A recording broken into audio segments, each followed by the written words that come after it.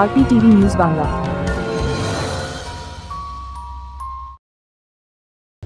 দক্ষিণ চব্বিশ পরগনা ভাঙড় কাশীপুর থানার শ্যামনগর আইএসএফ এবং জমি কমিটির মধ্যে ব্যাপক সংঘর্ষ। দলীয় কার্যালয় দখলকে কেন্দ্র করে এই সংঘর্ষের ঘটনা। আহত উভয় পক্ষের বেশ কয়েকজন। ঘটনাস্থলে কাশীপুর থানার বিশাল পুলিশ বাহিনী। জমি কমিটির দলীয় কার্যালয় ভাঙচুরের অভিযোগে আইএসএফের বিরুদ্ধে। এরই পাশাপাশি অলিক চক্রবর্তী সহ জমি কমিটির একাধিক সদস্যদের মারধরের অভিযোগ উঠেছে আইএসএফের বিরুদ্ধে।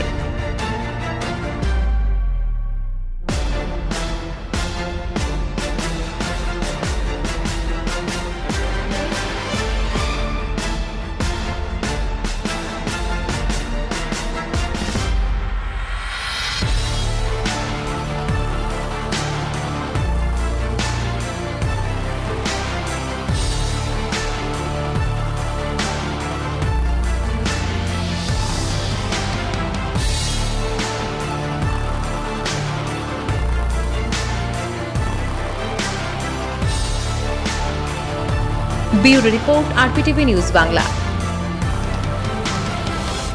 RPTV News Bangla।